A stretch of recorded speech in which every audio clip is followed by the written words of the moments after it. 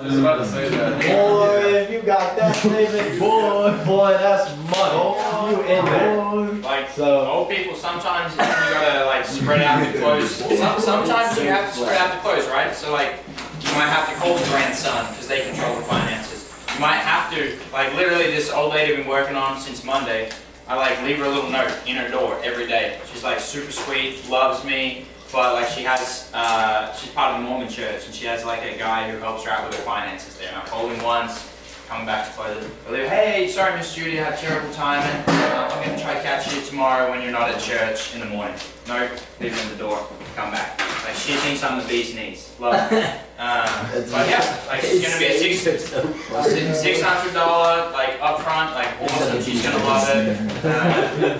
So you guys never heard that? Those things are so funny, bro. everything he said, you don't even realize. Pick up That 88-year-old that I signed up the other day, I went and pulled up on her the other morning, went and checked on her, made sure everything was going good.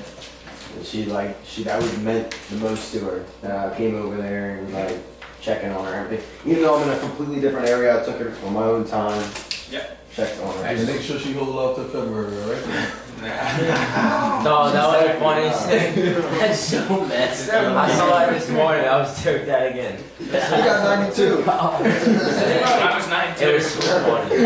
That's pretty much my pep talk on that. But does anybody have like is there like a specific thing that some of you are like wondering about or running into or Older people are in general. just that's it? In general? Yeah, yeah. Old people in general, yeah. A lot of times old people also give you the I'm always home, That's or me. if it's two of them, we're always together. Yes. Okay, what do you say to the end of those? I always say like, well, I always use like we want to make sure that your loved ones are aware of what's happening in your home. And if I'm in the house, I'll paint a pretty vivid picture for them. I'm like, look, Miss Judy, like if there was a fire breaking out in your house, unfortunately it's going to be quite difficult for you to like, put it out. You're going to be freaking out. You're not going to know where your phone is. So I like having the system on it, and same thing with the break-in, right? Like that 12 gauge is going to snap your shoulder off. So like I want this to be on your home so that your loved ones and or the authorities know what's going on in your house. Like if you have a slip downstairs, the door's locked in the bathroom, like there's so many situations where if someone's home, right, like it doesn't matter. Like what are these two 90-year-olds going to do if there's a fire in their house? Freaking nothing, dude. Like, they don't know how to put out a fire. They're not going to be able to run around, grab stuff, stomp it out, do this, that, the other. Like, yeah, they're just I'm pretty real. I think I was talking, was it Ronnie? Was that you I was talking about? He was like, you say that to people? Like, when I was telling him, like, I call him old. I mean, depending. Like, I tell him that, like, in an instance like that, it's like, oh, we're always home. It's like, well, yeah, you're retired. I would hope so. Yeah. But the thing is that you're not exactly my age anymore, Miss Anderson, like, or Mr. John, like, you're not 25, you're not a 25 young buck military man anymore. You're getting old. Like, I know there's a gun by the door, I know that. You say this in the house or on the doorstep? Literally, bring it up, dude. Like, I'm real with you. You're human. I'm real with them. I'm home all the time. I'm real with them. I know, that's why you need this. I hope so, dude. But the thing is that It's so fast. real life, dude, a dude like me, I was like, and not that I'm the biggest guy you've ever seen in your life. I know you grew up in the Arnold and Ronnie days, but like, if I came into this house and I wanted what was in this home and you're in it, are you stopping me? No. No. No. No. And that's the real life matter here. So to prevent something like that, this is in place. Okay? When you're getting hard of hearing, I heard your TV when I walked up, it's blaring. Right? So if somebody kicks in the door when you're upstairs doing whatever it is, you want something that's gonna alert you to let you know that. It's just to give you the peace of mind. Right? This isn't here to like complicate your life and make you feel like you're less of a human. It's just to give you that peace of mind. So if something like that happened, you can be okay. What about I got a gun. If you come down and look down this barrel, you'll be sorry for it. What are you gonna do? What are you gonna do with it? Oh, that's what somebody literally just told me. I know, I'd yesterday. ask him. I'd be like, what are you gonna do with it?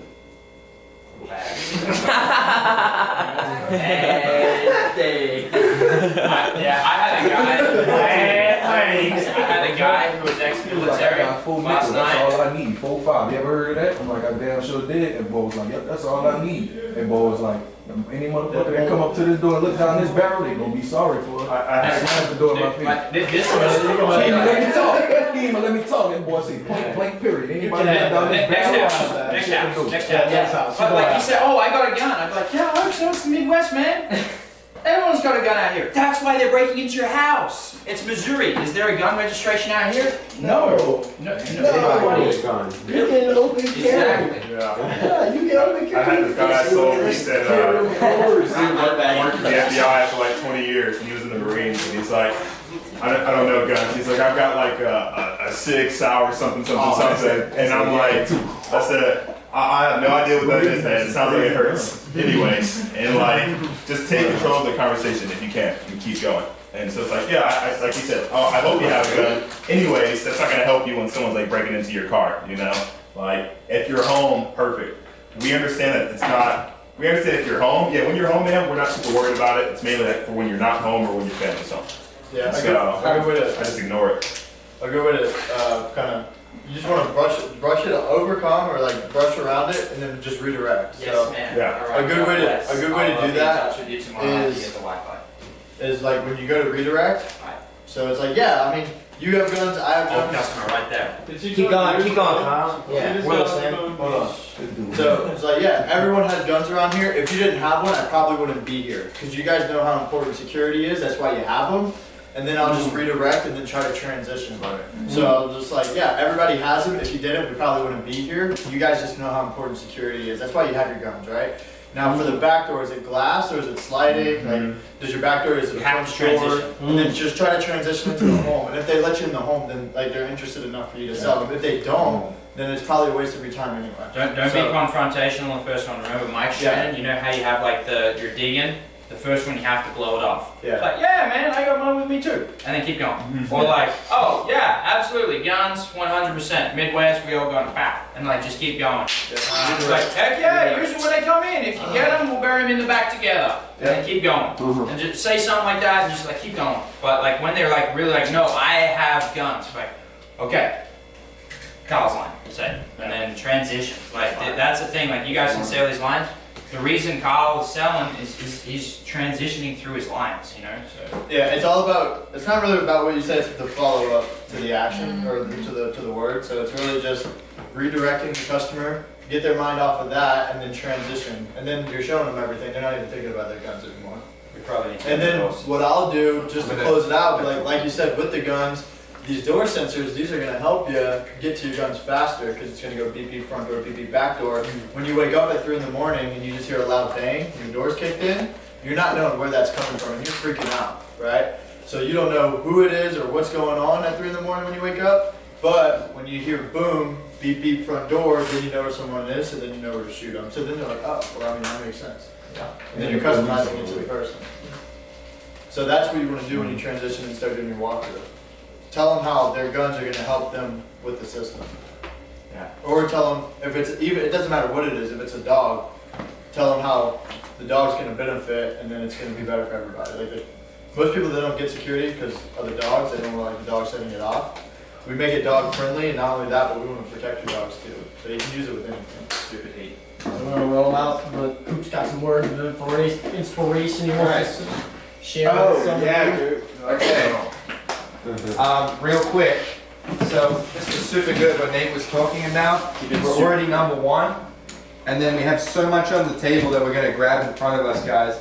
And so you're doing super well. Don't forget that. Just because you had a rough day or even a rough couple of days, don't forget that we've absolutely been murking it out there. It's been a rough life. Huh? Or a rough life, yeah. If your whole life has been suffering up until now. Until now. And I wanted to say as well that I counted how many people have left the office since the beginning of the season. Drop it, Coop. It's 11. 11 weenies. 11. 11 candy asses. All right? 11 pansies, alright? So that's like 30% of the office. And I think that's a good thing. Because this job is very much survival of the fittest. And so all of the weak quitter baby people are gone. And it's just the strong Giga Chads left. Look at this man's jawline. Look at this man's jawline. Look at that. Look at that chin. Look at that chin. It looks like he had cosmetic surgery. And so, like, the fact that you're still here, like the fact that you're still here, it shows that you're a scrapper, you're a hustler, you're a winner. Binks. Guys, Binks has ate so much, you're gonna have to edit this out, Brian. He's ate so much shit.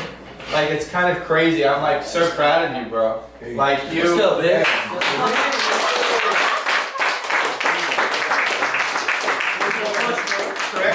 Correct me if I'm wrong. Correct me if I'm wrong, Minx. But from my understanding, you got your first deal, and then there was some just annoying stuff that came up, and they had to cancel, right? Yeah. And then that is where I promise you, 90% of rookies, if that had happened, after been hustling that hard, they would have just gone on. Binks stayed here, and what happened the other day? We got it!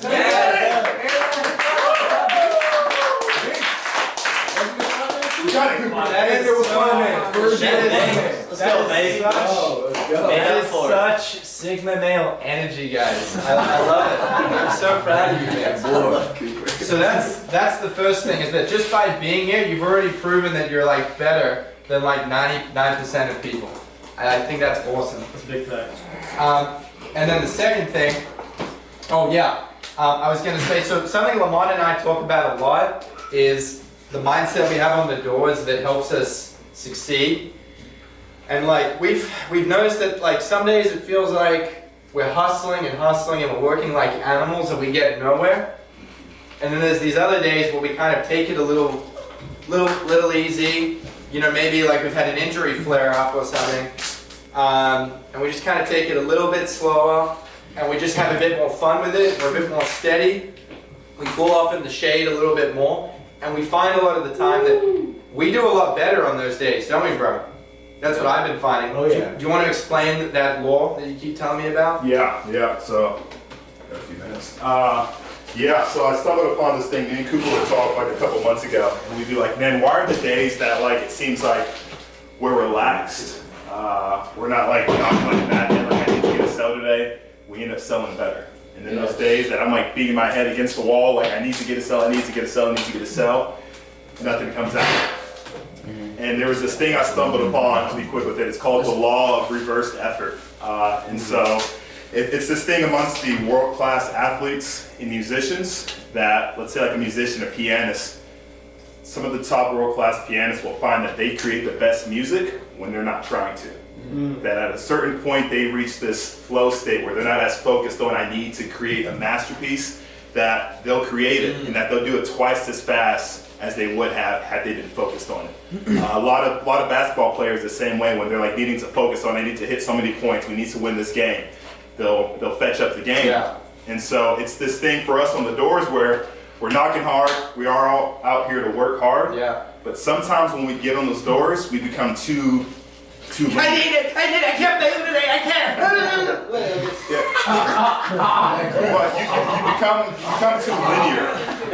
you become too linear. And you miss out on, when you're talking to someone, the conversation's normally not linear. A good conversation has a lot of spontaneity in it. Like, when you're talking to someone, you're always like, what's that word? Spontaneity. You're a lot more spontaneous when you're talking to someone. And so, basically what we're saying is like, even though we are out here to work hard, be relaxed on the doors. And have fun. And have fun. Have fun. And truly like go out there and have good conversations with people. It's so simple, but like, you'll be surprised. All the sales that I get is because I had a really good rapport with that person. Yeah. Like I had a really good conversation. I was laughing with that person. And when we're focused on like, we need to get these sales, I need to get this money, they can sense that. We're tense. And desperate. You develop desperate. People, energy. Guys, you don't realize it. People can see right through you like you're made of glass. If you have that desperate energy, they can see it and they can smell it. You can't hide it. You can't hide it, but you can change your attitude so that you're not desperate in the first place. we all know if we're trying to riz a girl and there's like that simp energy, right? Like, oh, I need her so bad. Yeah. That's a great analogy. You're not, you will never be with, but if you're kind of cool and you're kind of indifferent and you're kind of laid back, right? That's how you riz. Yeah, Mike. That's how you riz.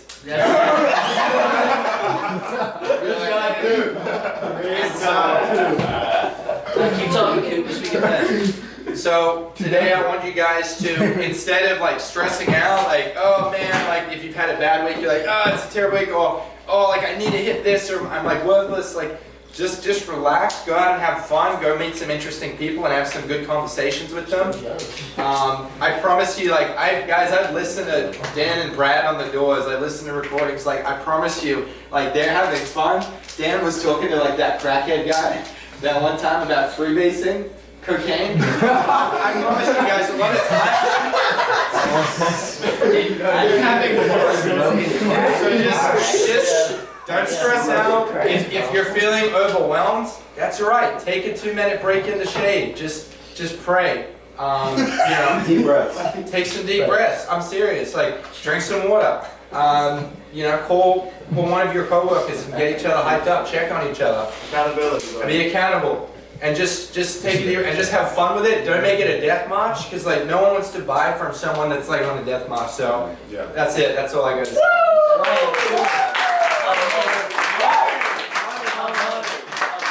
Just got the crap. Just got the crap. Oh, it says Wayne. Wayne, go. Right. Father, Son, and Spirit. Glory be to the Father, and to the Son, and to the Holy Spirit, as it was in the beginning, and now, and shall be, world without end. Amen. Let's go, baby. Amen, David.